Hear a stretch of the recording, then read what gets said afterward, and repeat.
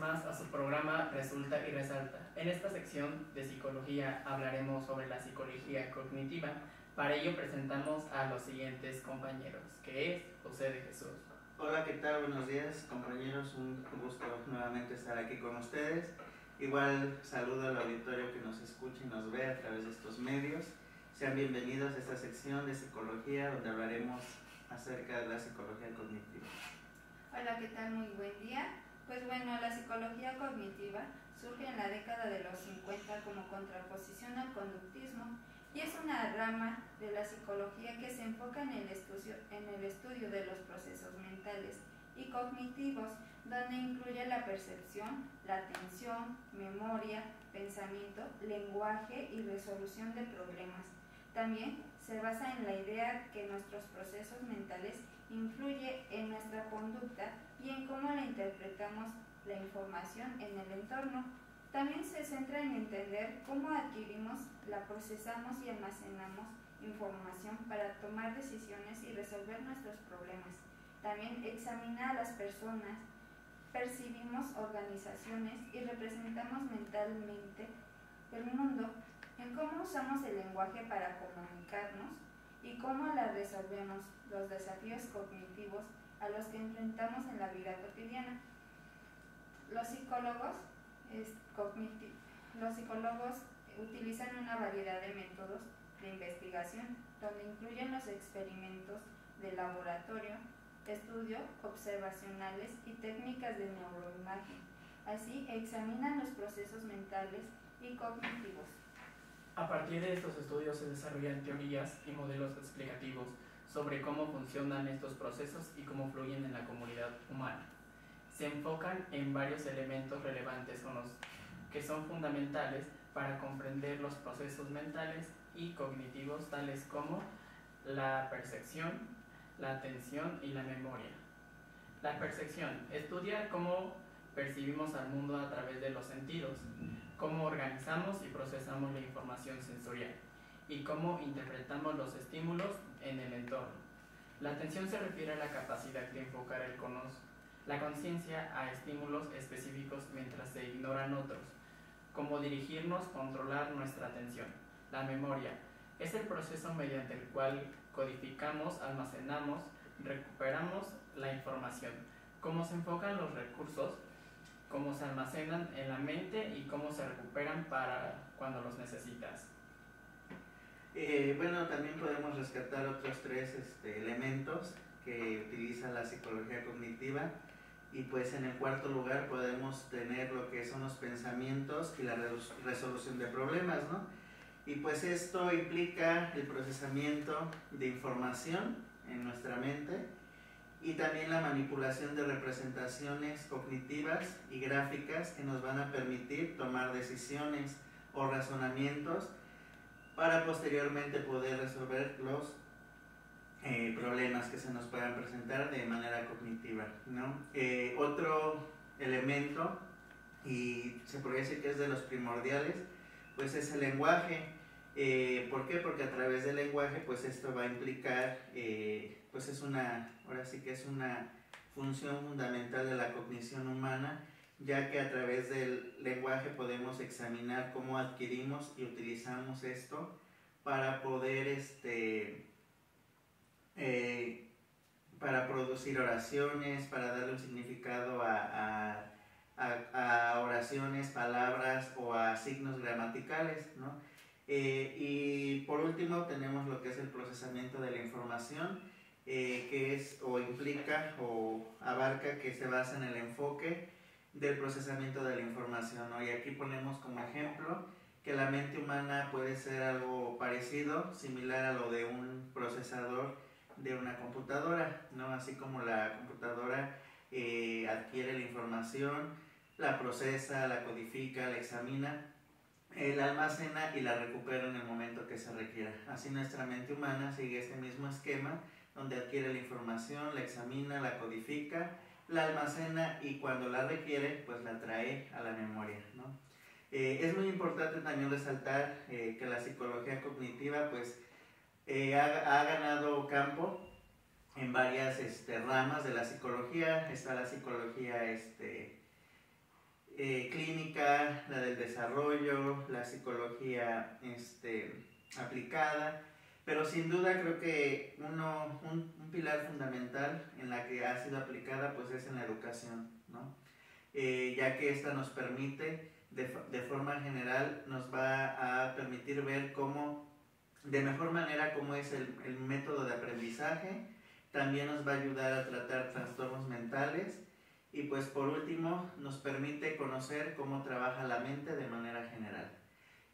Pues vamos a pasar a otra parte de esta sección de psicología, en la cual tenemos dos invitados que nos van a abarcar y nos van a hablar acerca de su teoría que ellos crearon. Es el doctor Jean Piaget y el psiquiatra David Ausubel. Regresamos en un momento.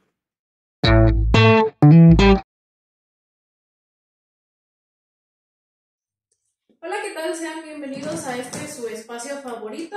Nos encontramos el día de hoy con este gran personaje de la historia, David Ausubel. Hola, ¿qué tal, Monse? Un gusto estar aquí contigo nuevamente. Saludo también al auditorio que nos ve, que nos escucha a través de estos medios y pues estamos aquí para compartir un poco pues acerca de la teoría que yo formulé hace ya tiempo atrás. Bueno, comenzamos. Yo en lo personal quisiera saber un poco de usted y de su vida, ¿le parece bien? Sí, claro que sí, les voy a compartir, pues todos ya me conocen, mi nombre es pues David Ausubel. Pues yo nací en un 25 de octubre de 1918 en Nueva York, en una población que se llama Brooklyn. Pues ya como ustedes lo saben, soy médico. Esa fue mi primera carrera que yo estudié. Esta fue en la Universidad de Pensilvania. Después de estudiar la carrera de medicina general, pues también estudié lo que es psicología y pues terminé especializándome en psiquiatría, ¿no? He trabajado en he tenido varias experiencias laborales que me han permitido pues adquirir conocimientos, experiencias que me llevaron a desarrollar pues mi teoría, ¿no? Por ejemplo, trabajé en hospitales en Estados Unidos en atención psiquiátrica. También estuve trabajando o apoyando a las Naciones Unidas en Alemania durante la Segunda Guerra Mundial, atendiendo a personas que eran refugiadas o en su caso habían sido heridas por alguna cuestión de la guerra, ¿no? Pues eso es de forma general. No sé qué quieras que te cuente más. Por el momento me gustaría saber cómo surge la idea de su teoría. Pues mira, la teoría, bueno, cabe resaltar que la teoría que se creó o así lleva el nombre de la teoría del aprendizaje significativo, ¿no? Y esta se creó en base de que pues nos preguntábamos, yo y otros compañeros, cómo era posible que las personas se les olvidara el conocimiento que habían memorizado en un corto plazo, ¿no? Eso nos llevó a pues investigar que deberíamos de crear una nueva teoría o modelo donde nos permitiera tener otro tipo de aprendizaje a largo plazo, ¿no? Entonces de ahí es donde surge. También es ahora sí que para darle también como una partida, un antes y un después a lo que es el conductismo, que era por lo que se regía hasta el año 1950.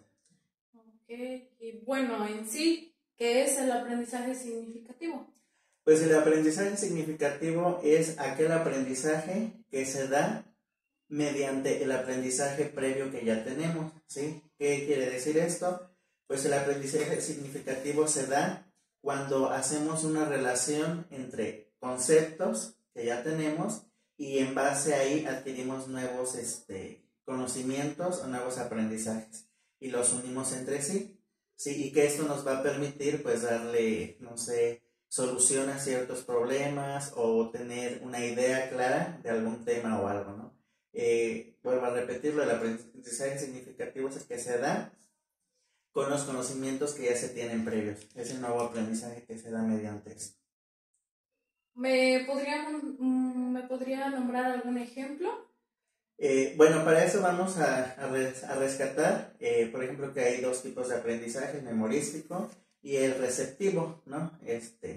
Yo me agrada más o me es más viable el aprendizaje receptivo. ¿Por qué? Porque el aprendizaje memorístico es aquel que nos permite aprendernos algo porque nos es útil solamente, ¿sí? Para claves de alguna cuenta bancaria, números telefónicos, cosas que nos es útil para la vida.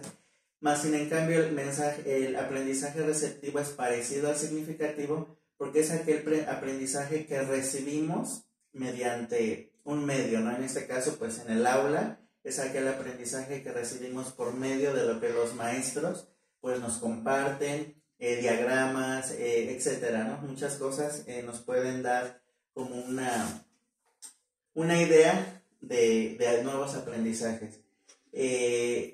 ¿Me vuelves a repetir tu pregunta? Sí, que me podría dar un ejemplo o cómo lo aplicaría en un aula. ¿Cómo se aplicaría en un aula? No, pues también existe, perdón, el aprendizaje por descubrimiento, no lo tomé en cuenta, pero también es cuando el alumno o la persona aprende porque él mismo va explorando, ¿no? O sea, no te dan como que los medios, sino que él busca por su propia cuenta las fuentes de donde obtener este aprendizaje, ¿sí? Me regreso a lo que es el aprendizaje significativo, ¿no? Ya dijimos que se basa o se da mediante conceptos, ¿no? Pongo este ejemplo, ¿no? Un concepto general porque también utiliza lo que es el método deductivo. De algo general va a ir a cosas particulares. Por ejemplo, te pongo el ejemplo de un ser vivo, ¿no? Es nuestra idea principal, pero en el ser vivo vamos a hacer un diagrama, por así decirlo, y de este lado vamos a colocar a una planta, que es un ser vivo, y de este lado vamos a colocar a una vaca, que también es un ser vivo, ¿vale? Bueno, entonces de la planta vamos a sacar otra línea, otra dirección, y donde vamos a decir que una planta es una hierba, ¿sí?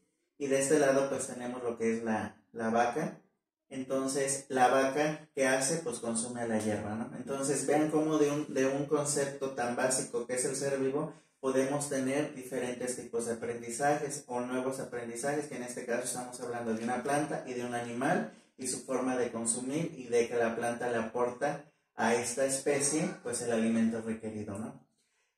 Por ejemplo, otro ejemplo, también podemos decir que vamos de conceptos generales, ¿no?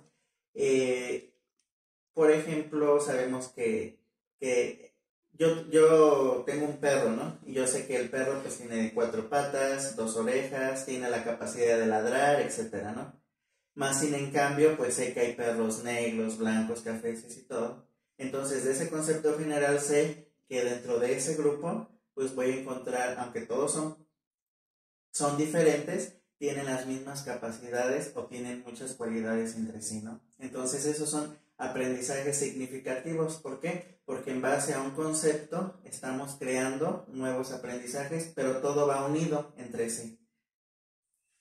Ok, entonces el aprendizaje significativo se produce de tal forma que la nueva información es almacenada arbitrariamente, sin interactuar con conocimientos preexistentes, ¿o me equivoco?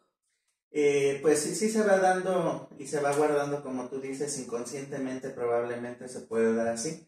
¿Por qué? Porque son conocimientos que se van adquiriendo, como te lo vuelvo a repetir, en base a conocimientos previos, ¿no? Y que los vamos generalizando. Ahora es muy importante resaltar que para que se dé este tipo de aprendizaje tenemos que tener varios puntos o claves que tenemos que marcar, ¿no? Por ejemplo, pues tenemos que, en primera tiene que haber una motivación hacia el aprendizaje, ¿no? Tenemos que ver la forma de que para la persona que va a adquirir este aprendizaje sea algo motivante para él o para ella el aprender algo nuevo, ¿no? ¿Cómo? ¿De qué forma? Pues te pongo el ejemplo, ¿no? Por ejemplo, ¿cómo podemos aprender algo nuevo de física y hacer que para los niños o las personas sea llamativo? Pues existía un juego que se llama el Angry Birds y pues ahí nos podemos usar esta técnica, ¿no? ¿Cómo podemos saber cómo es lo del giro o inclinatorio o en círculo y todo, y mediante ese juego podemos dar pues lo que es una clase de física, ¿no? Y que es algo motivante para el alumno. Otra cosa es que pues debe de tener un significado lógico, que todo lo que se transmita o algo pues sea verídico, ¿no? Tenga una lógica entre sí. Y pues lo último, pues que tenga una significatividad psicológica, ¿sí? Que esto va a permitir que el alumno retenga estos conocimientos. También es importante resaltar que para que el aprendizaje significativo se dé, necesitamos crear una red de anclaje y ordenamiento. Para esto nos vamos a apoyar de unas cuestiones que les llamamos subsensores, y tenemos dos tipos de subsensores. Tenemos los de modo correlativo y los de modo demostrativo o derivados, ¿no? El correlativo, que es el primero, pues se basa en esto, ¿no? Por ejemplo, el material es nuevo. Es que no vaya. La subsunción correlativa, pues esta es ya cuando el material nuevo o el aprendizaje nuevo es una extensión de lo que ya se conoce, ¿no? Es como te lo explicaba, por ejemplo, de concepto, tener un aprendizaje nuevo, ¿no? Es eso. La subfunción derivada, pues se refiere a, o se puede derivar de muchos conocimientos nuevos, de una estructura ya formulada, ¿no? Por ejemplo, pero que no necesariamente tiene que ser relacionada a ella, ¿no? Aquí, por ejemplo, puede ser lo de los perros, ¿no? Que te ponía el ejemplo. Pues sí, es un solo conjunto y todo, pero pues también vamos a encontrar que dentro de ellos existen diferentes características, ¿no? Entonces, esas son los subsensores que nos va a permitir tener o darle significado a la nueva información. Es como unir, ¿no? Unir lo que ya se sabe con lo nuevo. Bueno, y de acuerdo con todo esto, ¿podemos encontrar diferentes tipos de aprendizaje significativos? Sí, existen tres tipos de aprendizaje significativo o tres, bueno, tomo 3 puntos. El primero pues sería un aprendizaje por representaciones, ¿no? Este es el aprendizaje que se da, como su nombre lo dice, mediante representaciones gráficas, ¿sí? En este caso pues puede ser cuando se aprenden las letras, su sonido, pero este aprendizaje lo obtenemos mediante el símbolo, ¿no? Cuando también nos aprendemos los números, su cantidad, su valor, etc., ¿no? Otro tipo de aprendizaje pues es el aprendizaje por concepto, ¿no? Pues que ya les puse el ejemplo de los perros, ¿no? Ahora les voy a poner otro ejemplo aquí, por ejemplo un bosque, ¿no? Pero para tener o saber o tener un conocimiento ya formal de lo que es un bosque, primero el niño tiene que tener conocimientos previos, que en ese caso el concepto previo sería un árbol, ¿no? Conociendo lo que es un árbol, podemos decir que un bosque es un conjunto de árboles que están en un determinado espacio o lugar, ¿no? Y por último tenemos el aprendizaje por proposiciones, ¿no? Se deriva a que podemos tener un conocimiento o una idea, pero que la podemos usar en diferentes contextos, ¿no? Y depende del contexto en el que nos encontremos, le vamos a dar ese valor o ese significado, ¿no? Por ejemplo, si yo me encuentro en mi casa y digo romper el hielo, me puedo referir a que voy a romper el hielo para servirme un vaso de refresco o algo, ¿no? Pero si estoy en una reunión y yo hago esta alusión de romper el hielo, me puedo referir a que rompamos el hielo y podamos tener una interacción contra todos los que estamos ahí en ese momento. Por último, entonces ya vimos cómo aplicar sus teorías. ¿Gusta agregar algo más? ¿O algo que me haya faltado preguntarle?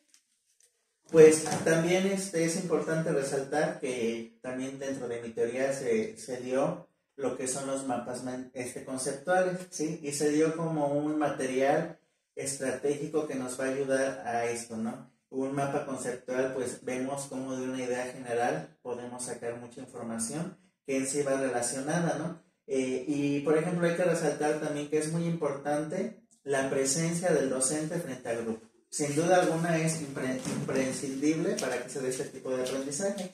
¿Por qué? Pues porque el maestro es, o la persona que esté al frente del grupo es la que le va a otorgar a los alumnos los conceptos claves, ¿sí? Pero una vez que estos ya fueron examinados, seleccionados, a los alumnos para que en base a ellos se puedan obtener nuevos conocimientos, ¿no? Es importante que el docente tenga la idea de un tema, ¿sí? Pero también hay que saber diferenciar, ¿sí? Porque vamos a encontrar temas que van a tener muchos puntos, hay que saberlos diferenciar, tomar lo que sí, lo que no. También, por ejemplo, las manualidades didácticas es un punto muy importante, que dentro de estas ya debe de ir la información ya seleccionada y pues repetirlo consecutivamente para que se vaya dando este tipo de aprendizaje.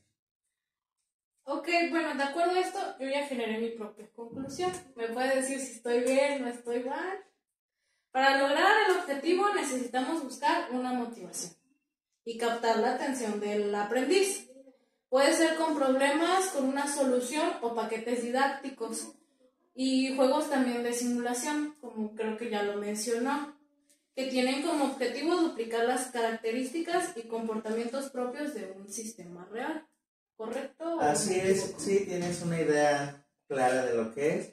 Y pues hay que también señalar que aquí cualquier material nos puede ser de muy útil para poder dar un aprendizaje significativo. El chiste es cómo emplearlo. Por ejemplo, la motivación es algo muy importante y tener los conocimientos previos, ¿no? Si no hay conocimientos previos que no requieren, a lo mejor son conocimientos que se adquieren desde el hogar, en nuestro desarrollo, en nuestro crecimiento, y que en un futuro nos van a ayudar a poder tener este tipo de aprendizaje, ¿no?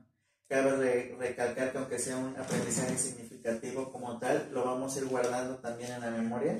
¿Sí? En algún punto podría llegar a ser aprendizaje memorístico, pero va a tener un valor más importante porque va a ser de algo que nos motiva, ¿no? A diferencia del aprendizaje memorístico, que es memorizar por algo importante o alguna clave que tenemos que recordar para nuestra vida cotidiana, ¿no?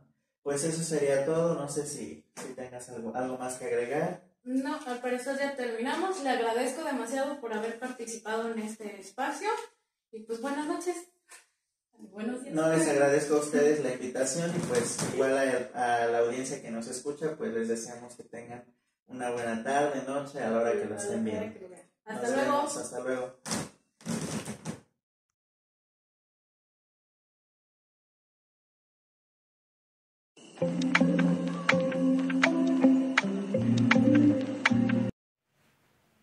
Hola, muy buen día. Estamos aquí con un gran personaje, el doctor Piaget, donde nos estará hablando un poco de su teoría. Buenos días, doctor. Hola, buenos días y buenos días a todos los espectadores que nos saludan desde el público y desde sus casas. Bueno, para empezar les voy a hablar un poco de mí. Yo nací en Neuchâtel, Suiza, el 9 de agosto de 1896 y a temprana edad tuve interés por la biología y la vida animal. Soy psicólogo constructivista y mi estudio es sobre el desarrollo intelectual y cognitivo del niño. ¿Nos podría hablar un poco más de su teoría del desarrollo cognitivo?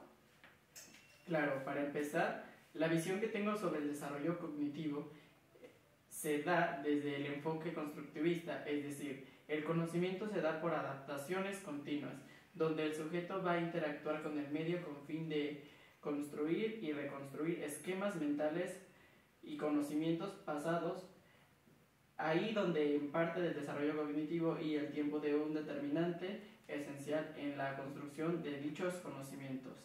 Así existe un medio ambiente de esta constante interacción con el sujeto. Esto va a generar conocimientos determinados, por lo tanto, un equilibrio de homeostasis. Por ejemplo, Juan vive en una finca, por lo tanto, tiene un perro y Juan crea un esquema cognitivo con el que los perros son agradables. En este caso, la interacción de Juan con la realidad crea un esquema específico acerca de todos los perros. Bueno, Juan un día sale de su finca y se encuentra un perro que corre a morderlo. En este esquema, Juan asimila que el perro corre hacia él para que lo acaricie. Sin embargo, pero sin embargo el perro lo muerde. En este caso la interacción causará desequilibrio con su esquema anterior que era positivo y lo hará que Juan lo replantee y que sea un esquema por medio de asimilación y el proceso el cual se encaje en los esquemas cognitivos anteriores y los nuevos, y la acomodación donde se finaliza el proceso asimilación generando nuevas homeostasis. Por lo tanto, se adapta a su nuevo esquema cognitivo. Sería más o menos así: no todos los perros son agradables, como el de él. Tiene que tener precaución. En este nuevo esquema se adapta ya que estará a futuras mordidas de otro perro. Muchas gracias, doctor, por esa buena explicación de su teoría. Ahora bien, ¿se dan estos procesos en todas las etapas de la vida? Al ser constructivista se puede decir que sí. Sin embargo, teniendo en cuenta los procesos evolutivos de la edad, se van a presentar en diferentes etapas. En mi teoría va derivado en 4 periodos, que son el periodo sensiomotor, preoperacional, operaciones concretas y operaciones formales. Hay que tener en cuenta que los años que pongo en cada una de ellos son estimaciones más, no puntos fijos de transición, y dependerá de diferentes variables biológicas y ambientales. Excelente, doctor. ¿Podría explicarnos cada uno de esos periodos? Bueno, empezaremos por la etapa sensiomotora. Hace diferencia entre los sentidos y las acciones, en que primera medida son involuntarios, las cuales vamos a dividir en 6 estadios. En el primero de ellos encontraremos los reflejos, que se dan a partir de las acciones innatas de supervivencia. Con los primeros 2 meses de vida, a medida que pasa el tiempo, el niño va eliminando dichas acciones. Pero al ser adaptivos, se da cuenta de una etapa de procesamientos cognitivos. Además de esta conducta, se realiza primero con un estímulo y luego sin el mismo. Bueno, nos envían aquí un ejemplo de este periodo, que es la sensiomotor. Dice: Andrés tomó el pezón en sus labios sin que fuese necesario mantenérselo en la boca. Cuando se le escapa el pecho a causa de cualquier movimiento, lo busca inmediatamente durante el segundo día. Empezar a succionar en el vacío entre las comidas. Los labios se abren y se cierran como para una verdadera succión, aunque sin objeto. ¿Es cierto, doctor? Sí, luego de los 2 meses aparece lo que se conoce como reacción circular primaria, donde gracias a la conducta al azar realizada por el pequeño, donde se encontró placer en ella. Esta buena busca repetirla, como por ejemplo, toma en su mano una pandereta, al agitarla y se alegra por el sonido. Se determina circular ya que la conducta se repite, y el niño, y primaria porque se realiza con su cuerpo. Así cada acción genera una reacción de satisfacción y por lo tanto sería respuestas circulares o repetidas. El tercer estadio es reconocido como reacción circular secundaria y se da más o menos al 4.º mes de vida. En este el bebé realiza algo accidentalmente con un objeto, le causa placer y por ende lo repite deliberadamente en otras situaciones con el fin de tener el mismo resultado planteado. En esta etapa, la acción se realiza con un objeto, ejemplo, pegarle a un tambor con una baqueta repetidamente. En este caso, la recepción circular es una selección secundaria. Como ya lo habíamos mencionado, que la primaria es cuando el cuerpo hace la reacción. Y en este caso no, es secundaria porque no ocupa de su cuerpo. Ok, en este tercer estadio nos envían el siguiente ejemplo. Anita a los 5 meses está acostada en la cama, suspendido encima de sus pies está un muñeco. Los pies alcanzan el muñeco y le causan movimiento violento, que Juanita realiza, encantada.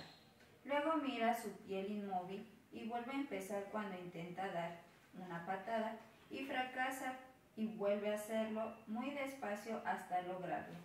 Sí, así es. Bueno, en el cuarto estadio de la etapa sensiomotora, la coordinación propositiva de esquemas secundarios, en ella el niño coordina los esquemas y los aplica a situaciones nuevas y distintas. La intencionalidad ahora ya es clara. Esta etapa se da cerca de los 8 meses. Para la observación tenemos este ejemplo. A los 8 meses de edad, Juanita intenta tomar su pato de plástico.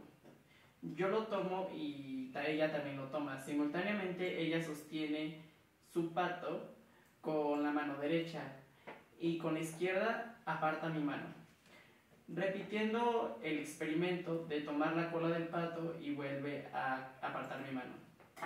Bueno, el quinto estadio son las reacciones circulares terciarias, en el cual ya se da una experimentación de acción nuevas para ver qué pasa, es decir, una fase explorativa voluntaria, en vez de patrones de ensayo como los estadios anteriores.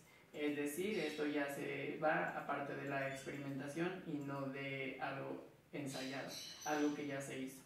Bueno, en esta fase el desarrollo alcanza cerca del primer año de vida.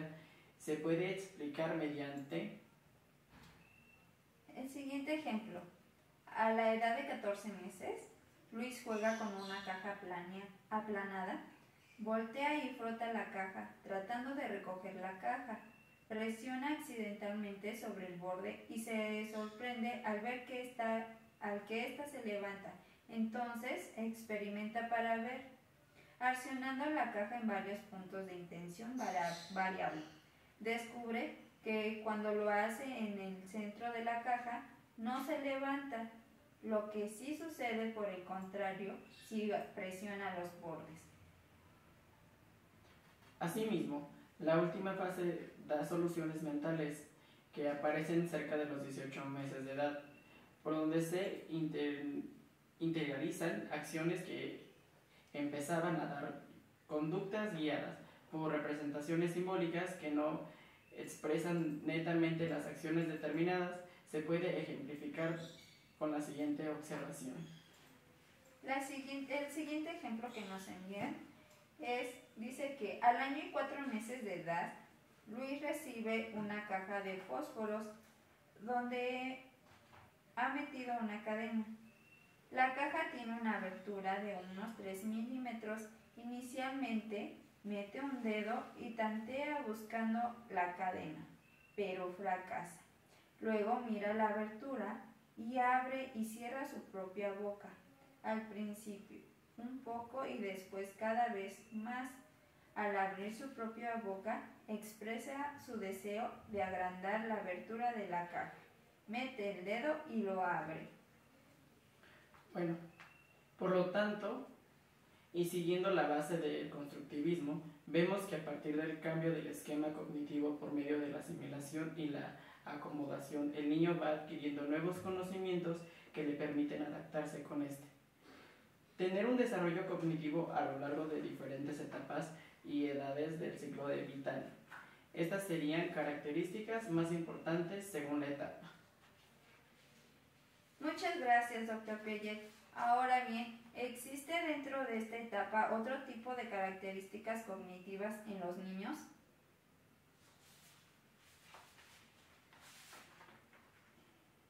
Por supuesto, dentro de mis observaciones también identifiqué cómo se da la permanencia del objeto de diferentes etapas.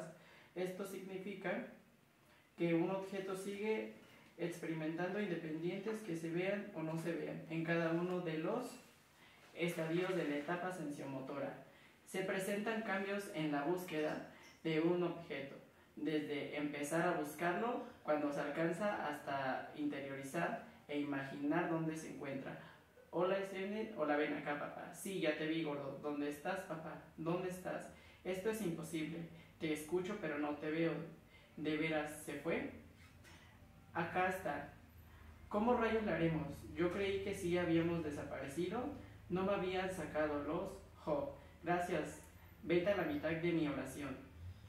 Otra vez en las características cognitivas, se da en esta edad la imitación, donde los niños copian las conductas, además de cuando están presentándolas y luego cuando no lo están. Esta última determinación, imitación diferente. En conclusión, estos serían los principales conceptos de etapas sensomotoras.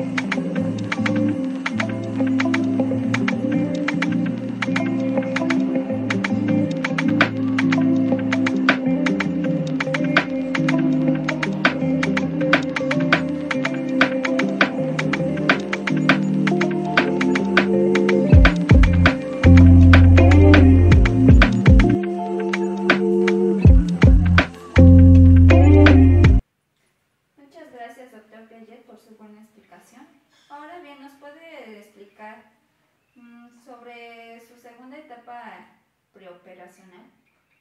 Claro que sí.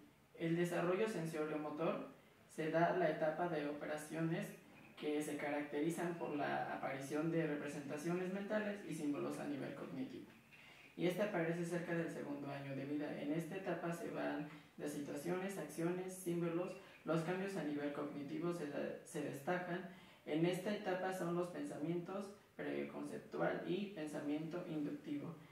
Primero de ellos, se da de los 2 a los 4 años. Se caracteriza porque el niño no tiene conceptos individuales ni genéricos sobre las causas de su entorno, como por ejemplo, un juguete, ni diferencia a la que la suya haya de los demás. A su vez, puede organizar los objetos en clases y en jerarquías, como se ve en este ejemplo. Otra vez, la característica le falta la redecibilidad, es decir, no reconocen que algo puede estar en ambos sentidos ni volver al estado normal, como por ejemplo, pastillas de tubo, volver un círculo de nuevo tubo. Además, se centra en un único detalle, la situación por un último que no tiene la capacidad de conservación de forma, ya que no sabe digerir la cantidad de líquido que contiene un tubo largo alto a un tubo ancho pequeño. Generalmente se refiere a que hay mayor cantidad de agua en un tubo más largo que en uno más pequeño. ¿Y el pensamiento intuitivo a qué edad aparece? A medida que avanza el desarrollo cognitivo, ejerce el pensamiento inductivo hasta los 4 años, donde hay un pequeño grado de recibilidad que no se presenta con el pensamiento preconceptual. A su vez, no puede clasificar ni agrupar, se limita a construir elementos en el entorno que vemos esta imagen. En el niño no se clasifican los triángulos y los círculos. Cuando se da la instrucción, sino concluye las cosas, su entorno como un carro. Más adelante, conforme avanza de la edad, empieza a clasificar clases, pero no tienes recibilidad. Esto denomina colecciones, no figuras. Estas serían las características más importantes según la etapa del desarrollo preoperacional. Muchas gracias, doctor Breyer. Pues bueno, vamos a sintetizar que estas dos etapas están de sensorio-motor, están divididas en 6 estadios y el periodo preoperatorio de los 2 a los 7 años.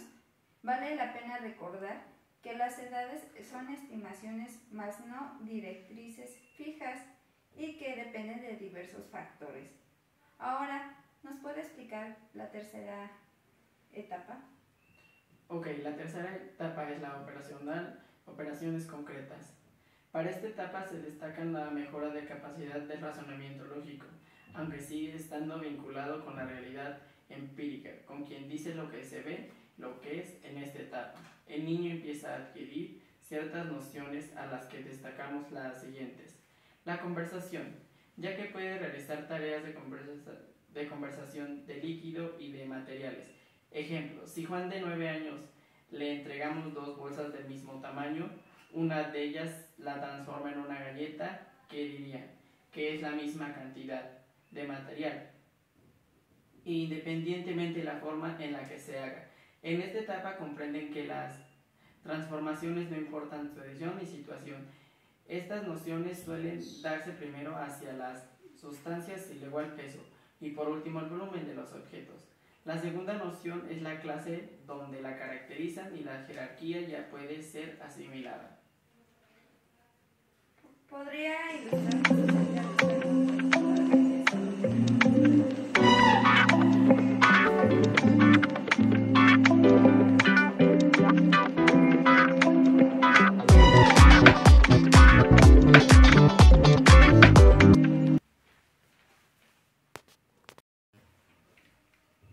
En esta etapa ocurre aproximadamente entre los 11 y 12 años hasta la adultez, donde se ven cambios importantes del desarrollo cognitivo. Entre ellos se evidencian con el pensamiento a pesar de una conducta automática, exteriorizada, comprendida por 2 fases, principalmente el pensamiento operativo emergente y la función formal completa.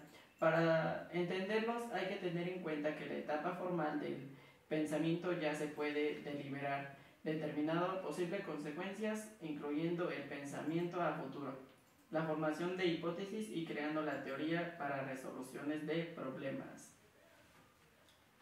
¿Nos podría mencionar algunas características de esta etapa? En primera, la medida de lo real es un conjunto de posibilidades, es decir, a diferencia de lo que estaba en la etapa de operaciones concretas donde cualquier cosa se ve real, en esta etapa debe de ser verificación.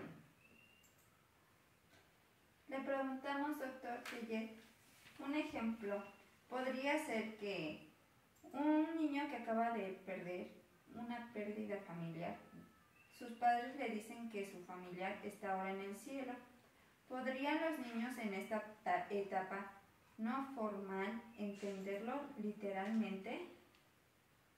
Este es un excelente ejemplo. Una persona se encuentra en la etapa formal si entendería la expresión verbal, si se refiere realmente a la analogía de la muerte, ya que a partir de su capacidad de abstracción, sabe una persona si puede ir al cielo. Además, al ver a sus padres tristes, tiene la noticia de la muerte, puede extraer que su familiar realmente murió. ¿Qué otros componentes tienen en esta etapa formal? El segundo componente es el característico hipotético deductivo, que está muy relacionado también en el ejemplo anterior. En esto la persona formula una hipótesis y la resuelve, teniendo en cuenta su calidad y consecuencia. Además, una ventaja de esta etapa que durante gran parte del día estamos formando y resolviendo hipótesis de forma mental, sin tener que expresarlo verbalmente, desde el pensamiento muy simples hasta muy complejas.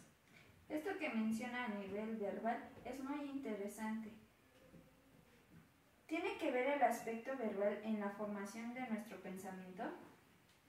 Por supuesto, de hecho la otra característica de esta etapa es el carácter provisional, donde no se interacciona en el objetivo de la realidad inmediata, sino con enunciados verbales. Es decir, si estamos en el debate de comprar unos tenis, en el enunciado verbal no requerimos que tengamos los tenis físicamente disponibles para pensar sobre ellos. Se puede hacer a nivel pensamiento, a esto se determina pensamiento del segundo orden. A su vez, las proporciones verbales que tenemos pueden ser simples, como una negación o afirmación, compuestas teniendo en cuenta conectores lógicos con las conjunciones disminuyen cordialmente. Un ejemplo de preposiciones simples podría ser: la música ya es relajante, ya que estamos valiéndonos de la afirmación. Por el contrario, un ejemplo de preposiciones compuestas podría ser: Inglaterra está en Europa y Egipto en África. Aquí denota una conjunción. Mi cumpleaños es el 20 de abril o 30 de febrero. Es una disyunción. Si trae el anuncio, entonces tendrá el 25% de descuento. Aquí vemos una condicional o implicación. El último componente es uno de los grandes logros de esta etapa de la naturaleza combinatoria del pensamiento, donde podemos construir y la resolución de un problema. Combinaciones el posible resultado teniendo en cuenta las variaciones implicadas, por lo tanto, toma una decisión sobre lo que vamos a hacer para resolver un problema. En síntesis, dentro de los logros de esta etapa se destacan: primero, se contempla lo real como parte de lo posible. Segundo, se acentúa lo empírico inductivo frente a lo hipotético deductivo.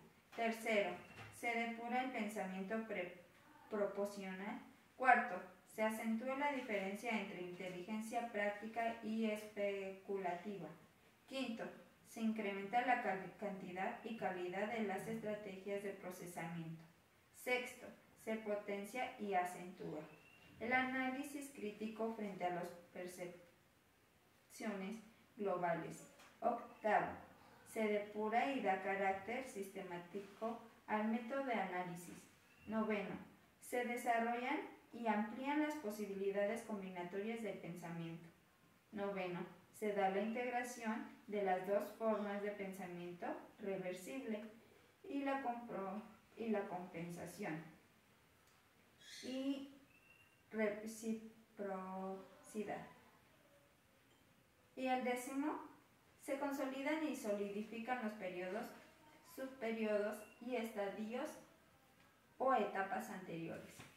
Así es, eso sería todo lo que comprende a nivel general de mi teoría, diseñada sobre bases del constructivismo y la interacción sujeto-ambiente, que tiene como fin último adaptarnos al entorno. Muchas gracias, doctor Peyer, por explicarnos sobre su teoría. Muchas gracias, fue un gusto estar contigo.